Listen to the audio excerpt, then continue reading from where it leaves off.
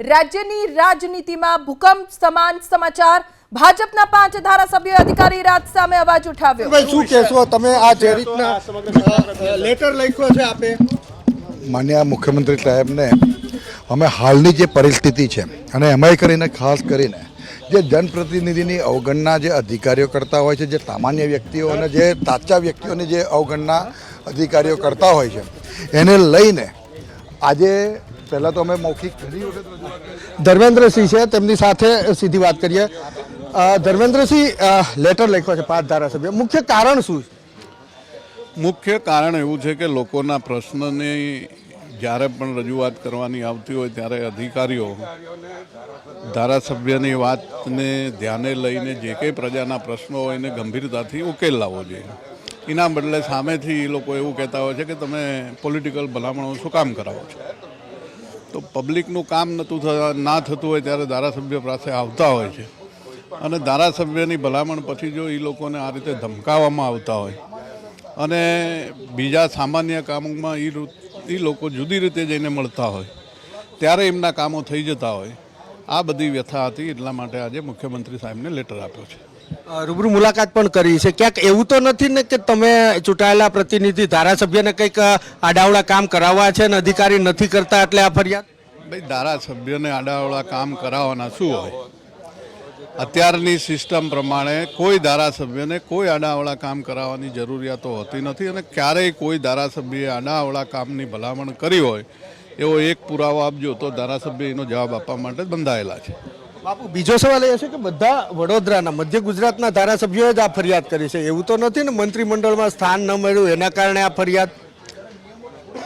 ભારતીય જનતા પાર્ટીની સરકારમાં મંત્રી માટે થઈને કોઈ પણ ધારાસભ્યની કોઈ નારાજગી ના હોય અને એ તો પ્રક્રિયા છે। એટલે કોઈ જાતનો મધ્ય ગુજરાતમાં કોઈ મંત્રીની કે કોઈની કોઈ અપેક્ષા નથી ને એની માટેની આ કોઈ રજૂઆત નથી। આ જે કંઈ છે એ અધિકારીની રજૂઆત છે, સરકારની સામે કોઈ રજૂઆત નથી।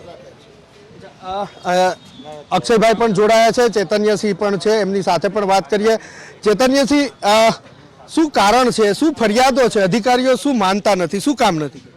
જી, પ્રજાજનોના જે રોજિંદા પ્રશ્નો હોય, સામાન્ય રીતે વાત કરું તો જ્યારે તલાટીનો દાખલો લેવાની જરૂરિયાત હોય તો તલાટી રેગ્યુલર હાજર રહેતા નથી।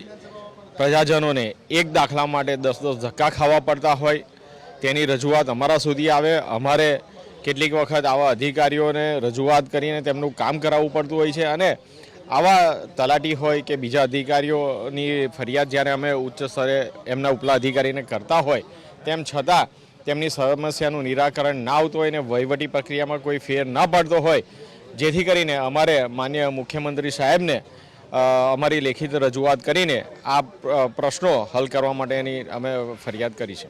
ચૈતન્યસિંહ, કયા લેવલના અધિકારીઓ છે જે તમને ગાંઠતા નથી અથવા તો કામ કરતા નથી, યુદ્ધ લડવું પડે આવો શબ્દ વાપર્યો છે, કેટલી હદે આ પરિસ્થિતિ? જી, જ્યારે અમારી વાત અમારા સુધી વાત પહોંચતી હોય, અમને ફરિયાદ મળતી હોય તો એક પ્રજાજન, સામાન્ય પ્રજાજન હોય, તેઓએ ઘણા ધક્કા ખાધા હોય, તેમનું કામ ના થતું હોય અને ત્યારે તેમને એવું લાગતું હોય છે કે અમારું કામ કરાવવા માટે અમારે યુદ્ધ લડવા જેવી પરિસ્થિતિ ઊભી થતી હોય અને ત્યારબાદ તેઓ અમને રજૂઆત કરતા હોય છે।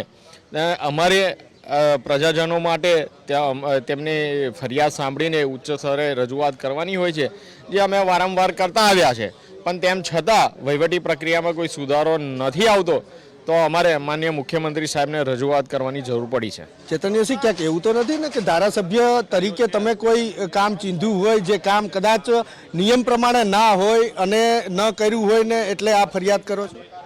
અમે પ્રજાના પ્રતિનિધિ છે, અમે ક્યારેય કોઈ પણ ખોટું કામ લઈને અધિકારીઓ પાસે ગયા જ નથી।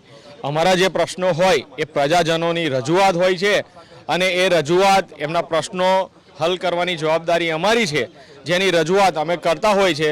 કોઈ પણ અધિકારી સાથે અમારે કોઈ મનસ્વી વર્તન નથી, અમારે અન્ય કોઈ બાબતની અમારે અધિકારીઓ માટે ફરિયાદ નથી। એવું તો નથી ને કે મધ્ય ગુજરાતને, વડોદરાને મંત્રીમંડળમાં સ્થાન ન મળ્યું એટલે આ ફરિયાદ વડોદરાથી જ આવી, બીજે ક્યાંયથી નથી આવી?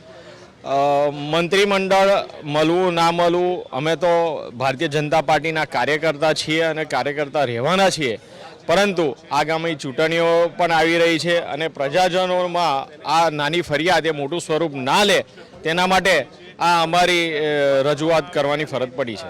અન્ય ધારાસભ્ય છે એમની સાથે પણ વાત કરશું. અહીંયા કેતનભાઈ અક્ષયભાઈ છે, અક્ષય પટેલ સાથે વાત કરીએ અને એમની પાસેથી પણ જાણવાનો પ્રયાસ કરીશું.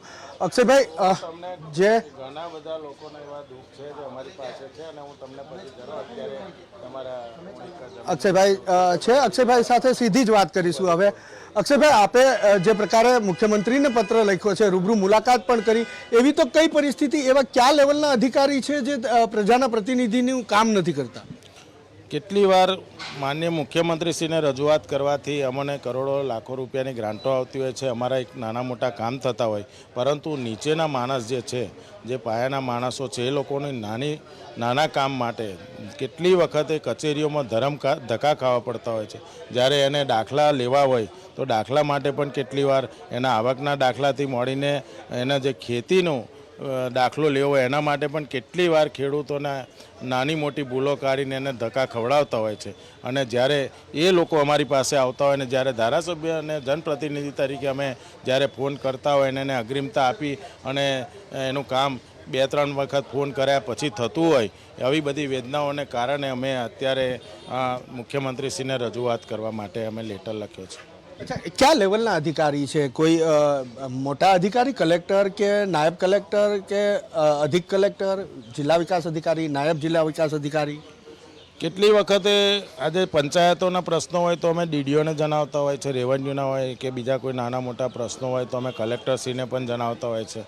અને તમામ પ્રશ્નોની અંદર આજે કોઈ પણ ગામની અંદર કોઈ વિવાદ થતો હોય, કોઈ મોટું વિવાદ ઊભો ના થાય, ઝઘડા ઊભા ના થાય, એ માટે પણ અમે તલાટીની બદલી હોય કે બીજા કોઈ કારણો હોય તો અમે ડીડીઓને રજૂઆત કરવા જ્યારે કરતા હોય છે. અને લેખિતમાં પણ અમે રજૂઆતો કરી હોય, પરંતુ એ તલાટીને બદલીનો પર ધ્યાન ના લાતું હોય અને ગામનો વિવાદ વધુ વકરે ત્યારે ગામ લોકોના ગુસ્સાને લઈને પછી બદલી કરવી પડે એ પરિસ્થિતિનું નિર્માણ થતું હોય, તો આ નિર્માણ ના થાય એ માટેનું અમે આજે માનનીય મુખ્યમંત્રીશ્રીને લેટર લખ્યો છે. મને એ કહો કે ક્યાંક એવું તો નથી ને કે જે કામ અમુક કામ તમે કીધા હોય, જે નિયમ બહાર જતા હોય, એવા કામ ન થયા હોય એટલે આ મોરચો ખોલ્યો છે? અમારા વિસ્તારની અંદર ટોટલી ગ્રામ્ય વિસ્તાર હોય, અમારા વિસ્તારની અંદર કોઈ એવા કામો મોટા હોતા નથી, પરંતુ પબ્લિકના જે કામ હોય એ બાબતે અમે અવારનવાર અમે રજૂઆતો કરતા હોય, જિલ્લા સંકલનમાં પણ પ્રશ્ન લેતા હોય છે અને જિલ્લા સંકલનમાં પણ અમને ન્યાય મળે તો અમે સતત 2-3 વાર અમે રિપીટ પ્રશ્નો લઈને અમારું કામ કરાવતા હોય છે.